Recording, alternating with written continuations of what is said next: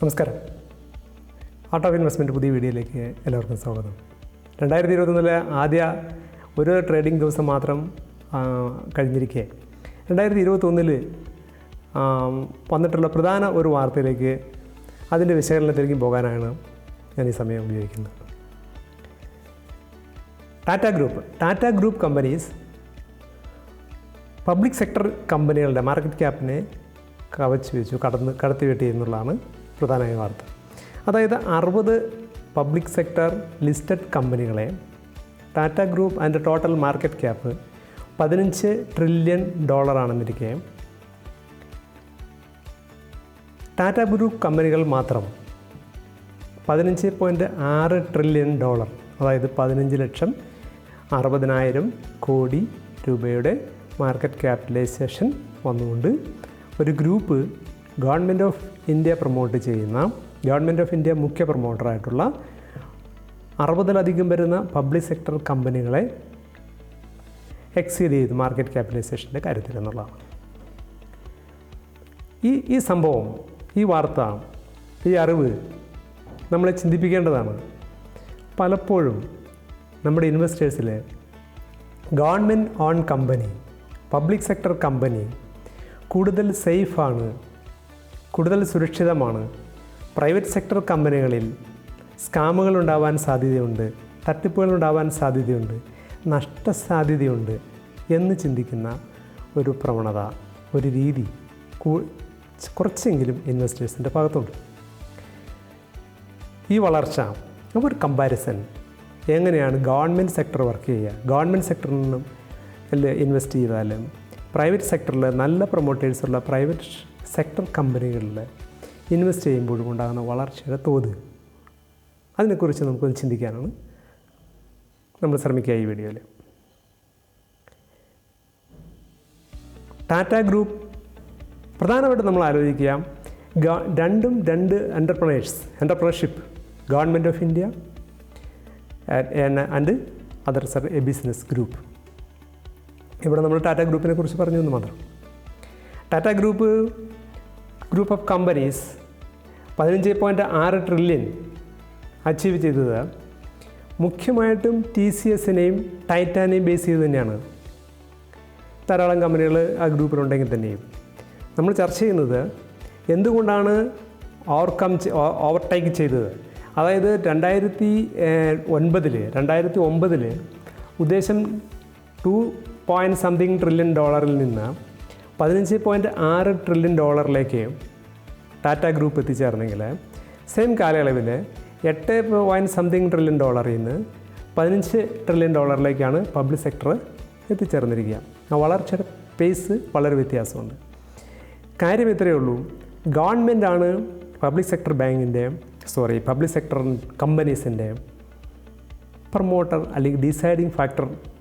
Executive CEOസിനെ appoint ചെയ്യുക, ആരാണോ കമ്പനി നയിക്കുക, ആരാണോ, what is the intention of government, otherwise government companies promote ചെയ്യുന്ന പ്രൊമോട്ടറുടെ ഇൻറ്റൻഷൻ എന്ന്. ഇവിടുത്തെ പ്രൊമോട്ടർ ആരാണ്? Government of India. Government of India നയിക്കുന്നതാണ് പൊളിറ്റീഷ്യൻസ്. പൊളിറ്റീഷ്യൻസിൻ്റെ ഗവൺമെൻറ് ഓഫ് ഇന്ത്യയുടെ ഉദ്ദേശം, ഗവൺമെൻറ് ഓഫ് ഇന്ത്യ നയിക്കുന്ന പൊളിറ്റീഷ്യൻസിൻ്റെ ഉദ്ദേശം കമ്പനികൾക്ക് പ്രോഫിറ്റ് ഉണ്ടാക്കുക എന്നുള്ളത് മാത്രമല്ല, ഈ കമ്പനികളുടെ ഉപഭോക്താക്കളായ സാധാരണ വോട്ടർമാരുടെ പ്രീതി ലഭിക്കുക എന്നൊരു ഉദ്ദേശം കൂടിയുണ്ട്. ഒന്നാമത്തെ വിഷയം. വോട്ടർമാരുടെ പ്രീതി ലഭിക്കാനായിട്ട് പ്രോഡക്റ്റിൻ്റെ പ്രൈസ് ഇൻക്രീസ് ചെയ്യുന്നത് സാധാരണ ഉപഭോക്താക്കളായ വോട്ടർമാർ എഗൻസ്റ്റ് ആയെങ്കിലോ ആ സാഹചര്യം മുൻനിർത്തി ആ പ്രൈസ് ഇൻക്രീസ് ചെയ്യാതിരിക്കും. ആസ് എ സോഷ്യലിസ്റ്റ് ആംഗിളിൽ അത് നല്ലത് തന്നെയാണ്. As a citizen of India നമുക്കതിന് വെൽക്കം ചെയ്യുന്നതിന് വിരോധമില്ല. But as an investor, as an equity investor, അതിന് നമുക്ക് വെൽക്കം ചെയ്യാൻ പറ്റില്ല. ആ ഇക്വിറ്റി ഇൻവെസ്റ്റ്മെൻറ്റിൻ്റെ ഭാഗം വരുമ്പോൾ ആ സെക്ടറിൽ തന്നെ ഇൻവെസ്റ്റ് ചെയ്യണോ, നല്ല പ്രൊമോട്ടറുള്ള പ്രൈവറ്റ് സെക്ടറിൽ ഇൻവെസ്റ്റ് ചെയ്യണോ എന്നുള്ള കാര്യം തീർച്ചയായിട്ടും ഒരു ഓഹരി നിക്ഷേപകൻ പരിഗണിച്ചിരിക്കേണ്ട കാര്യമാണ്. എക്സാമ്പിൾ, FICT പോലുള്ള ഒരു പൊതുമേഖലാ സ്ഥാപനം, BPCL പോലുള്ള മറ്റൊരു പൊതുമേഖലാ സ്ഥാപനം. അവരുടെ പ്രോഡക്റ്റിൻ്റെ FACTയുടെ പ്രൈസ്, അവരുടെ ഫെർട്ടിലൈസർ പ്രൈസ് ഇൻക്രീസ് ചെയ്യുന്നു.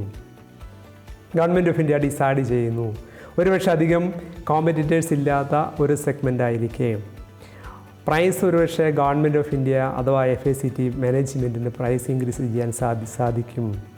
കോമ്പറ്റീഷൻ അവിടെ ഇല്ല. പക്ഷേ ഫാർമറിനെ പരിഗണിക്കാതിരിക്കാൻ നിവൃത്തിയില്ല. കറക്റ്റായ കാര്യമാണ്. ഫാർമറിനെ പരിഗണിക്കേണ്ടതാണ്, ഡെഫിനറ്റ്ലി പരിഗണിക്കേണ്ടതാണ്.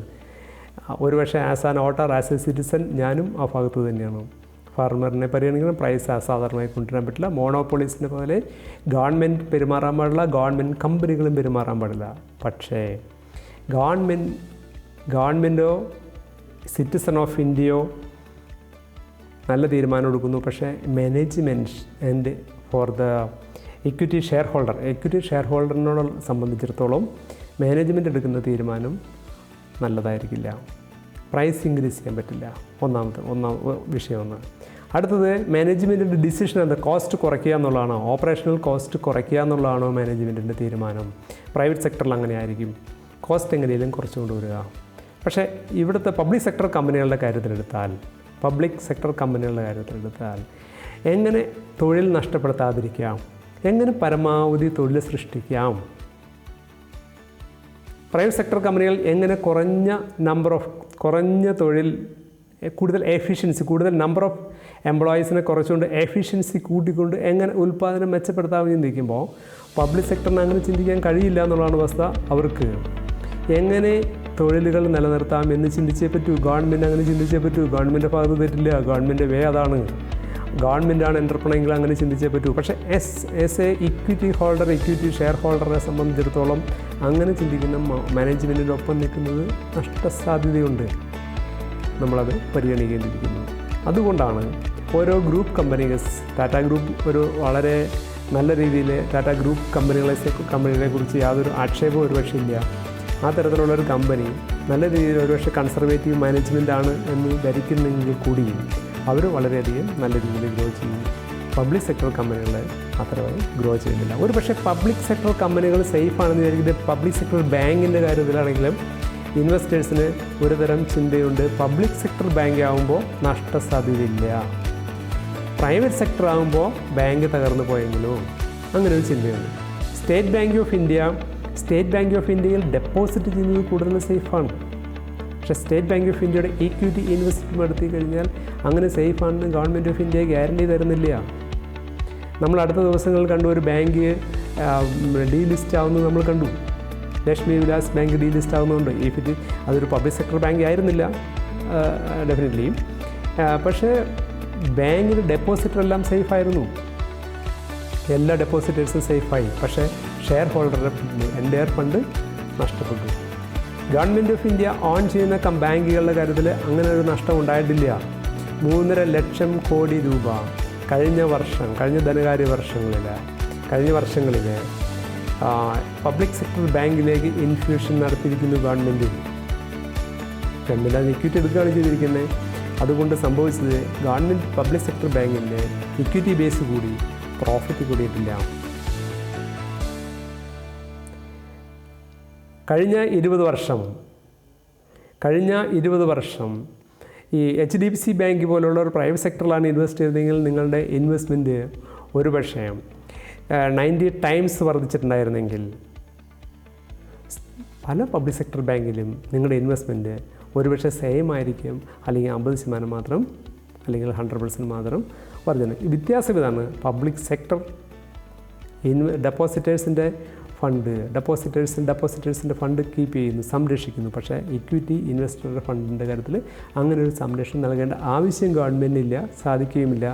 മാത്രമല്ല the intention of promoter not to make profit but വോട്ടേഴ്സിൻ്റെ, സിറ്റിസണിൻ്റെ വെൽഫെയറാണ് ഒരുപക്ഷെ ഗവൺമെൻറ്റിൻ്റെ മുഖ്യമായ ലക്ഷ്യം. ആ ലക്ഷ്യത്തിൽ വരുമ്പോൾ ഇക്വിറ്റി ഇൻവെസ്റ്റർ ചിന്തിക്കേണ്ടിയിരിക്കുന്നു. ടാറ്റ ഗ്രൂപ്പ് കമ്പനികൾ TCS പോലെയോ TCS ടൈറ്റാൻ പോലെയുള്ള കമ്പനികളുടെ നേതൃത്വത്തിൽ ഇത്ര വലിയ നേട്ടം ഉണ്ടാക്കിയെങ്കിൽ HDFC ഗ്രൂപ്പ് കമ്പനികളാണ് സെക്കൻഡ് ലാർജസ്റ്റ് മാർക്കറ്റ് ക്യാപിറ്റലൈസേഷനുള്ള group. HDFC and HDFC bank and HDFC life small other companies. അവർ $14 ട്രില്യൺ റുപ്പീസ് 14 ട്രില്യൺ റുപ്പീസിൻ്റെ മാർക്കറ്റ് ക്യാപിറ്റലൈസേഷനായിട്ട് 2ാം സ്ഥാനത്ത് നിൽക്കുന്നു. 3ാം സ്ഥാനത്ത് റിലയൻസ് ആണ് നിൽക്കുന്നത്. 13.5 ട്രില്യൺ ഡോളറാണ് റിലയൻസിൻ്റെ മാർക്കറ്റ് ക്യാപിറ്റലൈസേഷൻ അപ്രോക്സിമേറ്റ്. അപ്പോൾ ഇൻവെസ്റ്റേഴ്സ് ചിന്തിക്കേണ്ട സെക്ടർ ഡെഫിനറ്റ്ലി പ്രൈവറ്റ് സെക്ടർ എന്ന് കേൾക്കുമ്പോൾ പ്രൈവറ്റ് സെക്ടർ റിസ്ക്കാണ്, പബ്ലിക് സെക്ടർ സേഫാണെന്നുള്ള ധാരണ മാറ്റണം എന്ന് പറയാനാണ് ഈ വീഡിയോയിൽ മുഖ്യമായിട്ട് ഉദ്ദേശിക്കുന്നത്.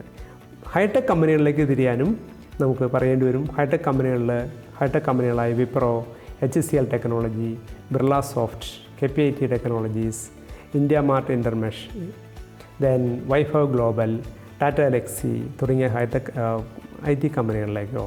അതിൽ തന്നെ വൈഭവ് ഗ്ലോബൽ ഒരു ജ്വല്ലറി ജെംസ് ആൻഡ് ജ്വല്ലറി എക്സ്പോർട്ടേഴ്സാണ്. ഇ-കൊമേഴ്സ് റൂട്ടിലാണ് അവരുടെ സെയിൽസ് എല്ലാം നടക്കുക. ഓക്കെ. ദെൻ ടാറ്റ കെമിക്കൽസ് ഈ കാലഘട്ടത്തിൽ ഒരു EVയുടെ സാഹചര്യത്തിൽ, ഇലക്ട്രിക് വെഹിക്കിൾസ് ധാരാളം വരുന്ന സാഹചര്യത്തിൽ ലിഥിയം ബാറ്ററിയും അതിൻ്റെ കമ്പോണൻസ് ഉണ്ടാക്കുന്നതിന് സഹായിക്കുന്ന ചില മെറ്റീരിയൽസ് അവർക്കുള്ളതുകൊണ്ട് അതിനത് സാധ്യതയുമുണ്ട്. എനിവേ, ഇത്തരം കമ്പനികളിലേക്ക് നമ്മൾ ശ്രദ്ധ തിരിക്കാനും ഈ way of thinking public sector and private sector ഇങ്ങനെ തിരിക്കുമ്പോൾ നമ്മുടെ എക്വിറ്റി ഇൻവെസ്റ്റ്മെൻറ്റ് നടത്തുന്ന ഓരോ വ്യക്തിയുടെയും ഇൻറ്റൻഷൻ ഡെഫിനറ്റ്ലി ക്യാപിറ്റൽ അപ്രീസിയേഷൻ ആണെന്നിരിക്കുകയും ഡെഫിനറ്റ്ലി ഡിവിഡൻഡ് ഇൻകം ആണെന്നിരിക്കുകയും അതിൻ്റെ സാധ്യതകളിലേക്ക് ഡെഫിനറ്റ്ലി ഡിവിഡൻഡ് ഈൽഡ് കൂടുതലും പബ്ലിക് സെക്ടർ കമ്പനികൾക്ക് കിട്ടാനിടയുണ്ട്. കാരണം ഗവൺമെൻറ് ഓഫ് ഇന്ത്യ റവന്യൂ ആവശ്യപ്പെടുന്നുണ്ട്. പബ്ലിക് സെക്ടർ കമ്പനികളുടെ ഏണിങ്സ് അവർക്ക് ഗവൺമെൻറ് ഓഫ് ഇന്ത്യക്ക് ആവശ്യമുണ്ട്. ബട്ട് റീഇൻവെസ്റ്റ്മെൻറ്റ് ഈ ചില കമ്പനികൾക്ക് പ്രോഫിറ്റ് ഉണ്ടാകുന്നുണ്ട്. അതിൻ്റെ റീഇൻവെസ്റ്റ്മെൻറ്റ് നടത്താനായിട്ട് പബ്ലിക് സെക്ടർ കമ്പനികൾക്ക് വീണ്ടും കഴിയുന്നില്ല. ബിക്കോസ് ഹ്യൂജ് ഡിവിഡൻഡ് പ്രൊമോട്ടറായ 50%-ലധികം ഓണർഷിപ്പ് ഹോൾഡ് ചെയ്യുന്ന ഗവൺമെൻറ് ഓഫ് ഇന്ത്യക്ക് കൊടുക്കാനായിട്ട് നിർബന്ധിതരാവുകയാണ്. പുതിയ റീഇൻവെസ്റ്റ്മെൻറ്റ് വരുന്നില്ല. അപ്പോൾ പ്രൈവറ്റ് സെക്ടർ കമ്പനികളുടെ കാര്യത്തിൽ അങ്ങനെയല്ല. അവർ റീഇൻവെസ്റ്റ്മെൻറ്റ് നടത്തുകയാണ്, ചെറിയ ഡിവിഡൻഡേ കൊടുക്കുന്നുള്ളൂ. പക്ഷേ ക്യാപിറ്റൽ അപ്രീസിയേഷൻ വലിയ തോതിൽ ഉണ്ടാകുമെന്നുള്ളതാണ് ഈ പറഞ്ഞ കണക്കുകളിൽ നിന്ന് നമുക്ക് മനസ്സിലാകുന്ന കാര്യം. ഞാൻ എൻ്റെ ഇപ്പോൾ പറഞ്ഞ അഭിപ്രായങ്ങളെല്ലാം തന്നെ വ്യക്തിപരമായ അഭിപ്രായങ്ങളാണ്. ഞാനൊരു പോർട്ട്ഫോളിയോ അനലിസ്റ്റ് അല്ലെങ്കിൽ അഡ്വൈസർ അല്ല, സെബി അംഗീകൃത പോർട്ട്ഫോളിയോ അഡ്വൈസർ അല്ലാത്തതുകൊണ്ട് ഇതൊരു അഡ്വൈസറി ആയിട്ട് എടുക്കാതെ ഒരു എഡ്യൂക്കേഷൻ പർപ്പസിനായിട്ട് എടുക്കുക. ഇൻവെസ്റ്റ്മെൻറ്റ് ഡിസിഷൻസ് തീർച്ചയായിട്ടും സ്റ്റോക്ക് മാർക്കറ്റ് ഏത് തരത്തിലുള്ള ഇൻവെസ്റ്റ്മെൻറ്റും ഇക്വിറ്റി ക്യാപിറ്റൽ റിസ്കിന് വിധേയമാണ്. നിങ്ങളുടെ ഫിനാൻഷ്യൽ അഡ്വൈസറുടെ സഹായം തേടി മാത്രമേ ഇൻവെസ്റ്റ് ചെയ്യാവൂ. Thank you.